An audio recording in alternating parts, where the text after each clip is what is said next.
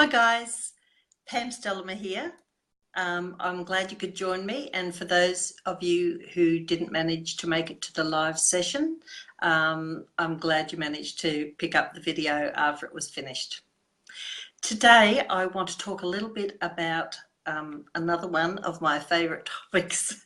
It seems I've got a lot of favourite topics, but really a very important topic that I want to talk about is client retention.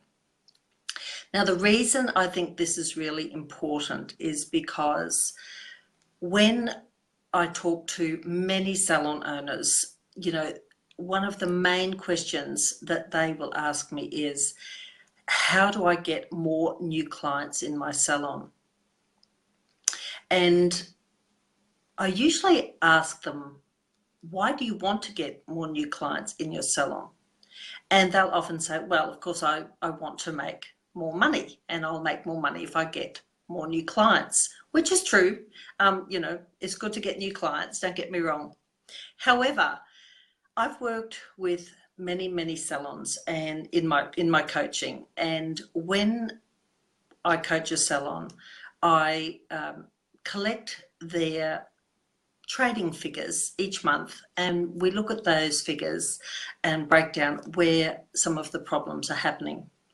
And one of the things that really has stood out to me with nearly every single salon that I've worked with is that the organic growth in those salons was actually very good.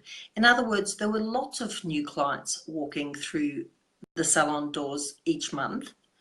But where the problem really lay was in the fact that they weren't keeping those clients. So the problem wasn't with how do I get more new clients? The real problem was, how do I keep the clients I'm already getting? And I think that this is an area in nearly every business where if it was focused on more intensely, you would get much better results.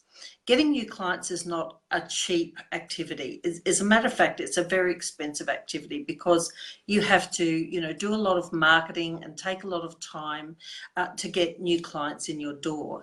And in some instances, research statistics have shown that as many as 3 out of 4 new clients who walk through the salon doors don't come back. So, this is an enormous waste of your financial resources when clients aren't coming back. Even if it's only 2 out of every 4 clients aren't coming back, which is a very realistic figure, then, just imagine what you could do, how your business could grow if you could keep the clients that you've already got. Now, there's a few things that we can talk about when it comes to keeping clients. And keeping clients, I think, kind of falls into 2 categories. And that is getting new clients back in your door. And that's completely separate to the other strategy, which is keeping ongoing clients returning. So I'm going to have a quick look at both of those today. And there's obviously a lot more to it than what I'm going to talk about today. But let's start off with keeping new clients and why perhaps they don't come back. Well, you and I have both been new clients. I'm sure we've both either been to hairdressing salons, beauty salons, chiropractors, physios, you name any of those service providers out there that we tend to go to on a regular basis. And I'll bet that you have been exactly like me and gone along somewhere and not gone back. And you've got to ask yourself, well, why didn't I go back to that service provider? What were the reasons?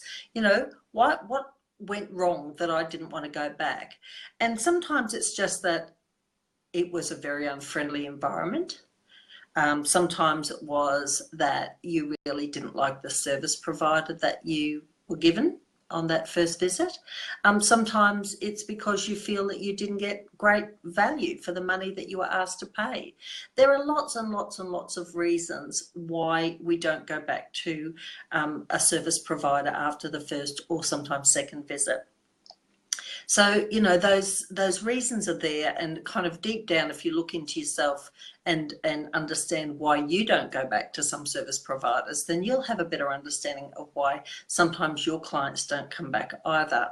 So what do you do about that? Well, obviously you don't get two chances to make a great first impression, as the old saying goes. So what you've got to do is you've really got to examine that client's first few minutes in your salon when they walk in the door. How are they being greeted?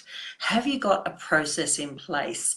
I go to a particular salon where when I walk in, it's a hair and beauty salon, and you know what, everybody, even the therapists or the technicians there who have never serviced me, all stop and say hello, and they all know my name.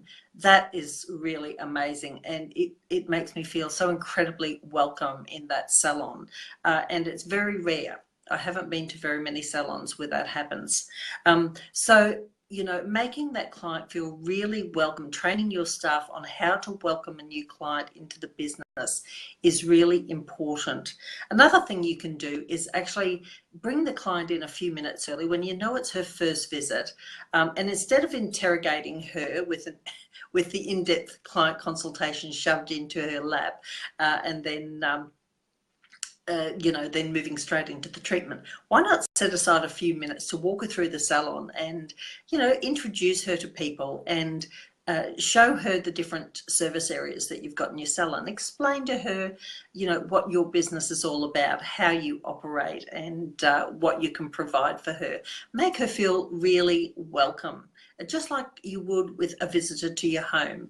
You know, you want them to feel really welcome. You show them around, you offer them a cup of tea or coffee, you spend time chatting to them. These are all important ways to start building the relationship with a new client. The other thing is, of course, making sure that the client gets an absolute first-class service. So this is really important, because if you deliver a crappy service on the client's first visit, there's no forgiveness. You might get away with having a bad day with an existing client who understands you and knows that you generally provide great service, but you know, you've really got to bend over backwards to ensure that that client gets one of your very best services and attention, full attention on the day, so that you know, she walks away from the salon going, that was a really, really outstanding experience in that salon. Of course, it's important to make sure that you collect client information on that first visit, because if for some reason the client wasn't 100% sure that she was happy in your salon, you've got to be able to get in touch with her and do a follow-up. And I recommend that you do a follow-up within 7 days of every new client. And I don't necessarily recommend that you do a phone call. And the reason is that I get lots of people that phone me after a first visit and they think, you know, wow, I'm doing a good thing, I'm phoning the client and everything. But the thing is that the client isn't comfortable enough with you at that point in time to really tell you whether they had a great experience or not. So the conversation tends to go, oh, hi Pam, just ringing to see how you went after your service last week. You know, are you happy? And of course, I always say the same thing. It's, oh yes, thank you. Yeah, I'm very happy. Thank you very much. And the conversation finishes there. And that happens whether I was happy or whether I wasn't happy, because I don't want to be confrontational and you get into that whole process. So I really love to follow up with a great letter, a great personalized letter to the client. And I do this after the client leaves, rather than handing them a little doggy bag as they walk out the door. And in that letter, I like to talk to them about a little bit about the salon, a little bit about the programs that we offer in the salon. If you're running a referral program or a loyalty program, you know, not selling it, just telling them it's there. A little bit about some of your key staff, perhaps, you know, their areas of expertise, what they specialize in, so that the client has a little bit of a better understanding of your salon and what she has available to her. Yeah, of course, a great service menu at this point in time, in case she didn't pick one up when she was at the salon in the first place. But I think the most important thing that you need to include in your welcome pack is a really worthwhile salon voucher, because clients who may not have come back under normal circumstances will often find it really hard to resist a salon voucher. Something for nothing. We all love something for nothing. And remember, at this point in time, that person really hasn't yet become a client. They're really what we still refer to as a prospect. It takes about 5 visits to convert a prospect into a client before they're really going to, we consider them a loyal client to the business. So at this point in time, we're still in the process of converting a prospect to a client. So, and one of the best ways to do that is to familiarize them with your business by getting them back. So a good value salon voucher is hard to resist, and it will bring her back in the door most of the time for, oh, what the hell, I'll go back and give them another go. I've got this salon voucher, so I've got nothing to lose. So I really recommend that you include a worthwhile salon voucher with not too many restrictions on it. You really can't do that at this point in time, because your goal at this time is to turn a prospect into a client, not to actually start making, big chunks of money out of them. So I think, first and foremost, have some strategies in place on how to deal with new clients and try and lift that client return number and get them to become loyal clients to your salon. And of course, the other kind of client retention that we're talking about is long-term clients. Now, many salons and therapists make the mistake of thinking that a long-term client is a loyal client. And I want to tell you right now that that's not the case.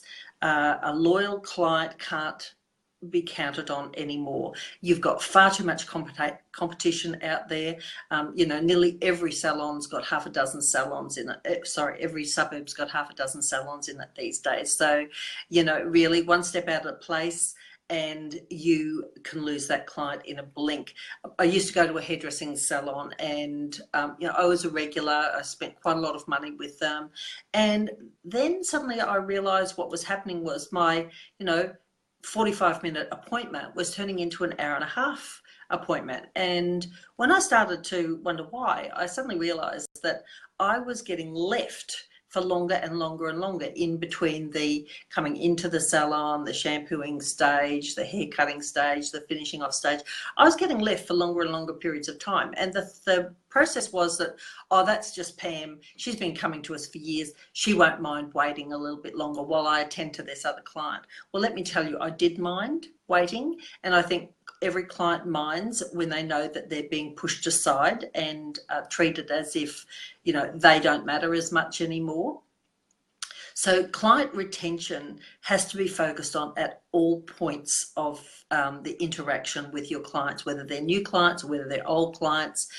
That old client is every bit, if not much more valuable to your business, because existing clients will usually buy retail with less effort and will rebook with less effort and spend more money on more services at each visit. So existing clients are actually very important to your business and shouldn't be neglected. So you've got to take every opportunity to reward and thank and acknowledge your existing clients. And you need to have lots of strategies in place, ongoing strategies that will do all of these things for you.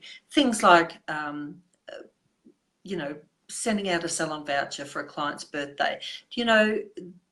This happens so rarely. We all go to salons for different things. How many of the salons that you visit acknowledge your birthday with a little gift? Not too many, unless I'm just going to the wrong salons and maybe everybody else is. But I just find that very, very few of the businesses I deal with actually acknowledge my birthday, even though they grab that information from me on the first visit. And if your salon is computerized, let me tell you, there's absolutely no reason why you shouldn't be acknowledging your clients' birthdays. And just something I want to tuck in here very quickly, and that is that if you've got VIP clients and you want to acknowledge something special for them, I recommend good old snail mail for that, because the statistics for email open rates are pretty low, 15 to 20% generally. So that means only 1 out of every 5 emails that you send out to clients actually gets opened, which is a little bit on the low side. So a card, a letter, something like that in the mail will definitely get opened, and it will definitely get read. If you don't want to go to snail mail, SMS messages are the next best thing, because they do tend to have a higher open rate than emails. So take every opportunity to acknowledge special events for your clients, for their birthdays, things like that. Make sure that you're offering them good value things every now and then.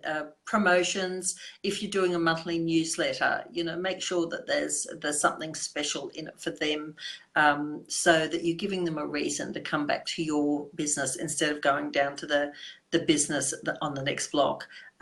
So those kind of things. Good regular communications with good value offers in there. Trying to be a little bit unique. This is where you've got to understand what your competitors are offering, and you've got to find out, how can I be different? How can I be better? You need to know what's on offer out there. If they're offering a facial for $85 and you're offering a similar facial for $85, you've got to know how you can make your facial stand out. What can you do?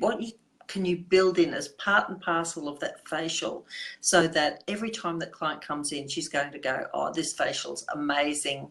I can't go anywhere else and for the same amount of money and get this. I used to have that with a lovely lady that I went to many years ago now, but she used to have warm booties, and she'd massage my feet and she'd pop my feet into these warm booties, and I loved it. I think I've talked about it before, but I couldn't get that anywhere else. And apart from the fact that her service was excellent, she offered great value, she did this little extra stuff that really I knew I couldn't get anywhere else, and it kept me going back, because it was just something unique, something different, and it made her stand out from her competitors.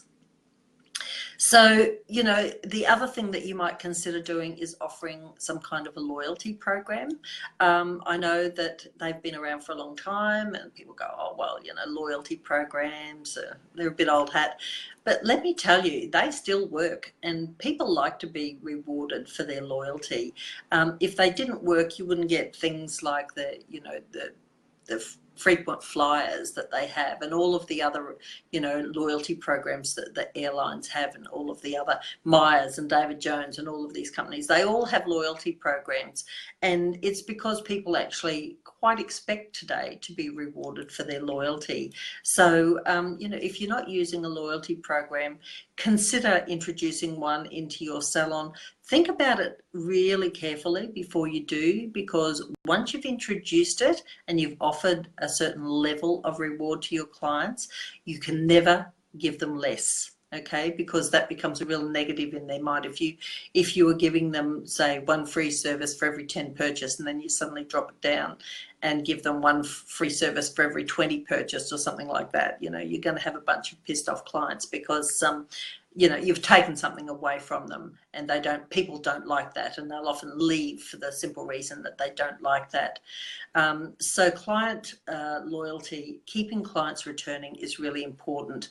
Making sure that your clients are interacting with as many of your team members as possible is also important. Team members tend to move around, quite often, jump from salon to salon and spa to spa. And, it's hard to retain clients who are used to just going to one person in a salon. So think about how you can introduce your clients to as many of your team members as possible, so that if a key team member does leave, then that client has at least had some interaction with other therapists or other stylists in your salon. And of course, you want to take action straight away with those clients if their key therapist leaves. You know, a special offer has to go out very quickly to get them back in with another one of your team members as soon as possible, because people are funny. They will just kind of up and leave because their favorite therapist is left without even trying somebody else in the salon.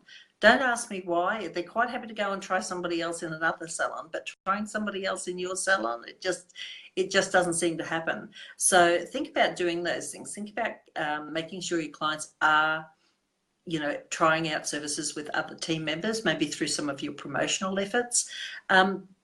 And make sure you get on to them straight away with some kind of a promotion when a therapist leaves your salon. So that's about it for today. I probably haven't covered everything, but I don't want to ramble on for too long because I know how busy you are. If you've got any questions at all, I would be really happy to answer them for you if you leave a comment below this video. And, you know, just think about what I've said today. Maybe don't so much take your focus off getting new clients, but intensify your focus on retaining those fabulous clients that you've already got coming in. And that's it for now. And enjoy the rest of your day. Have a profitable week, and I'll see you next Monday. Bye for now.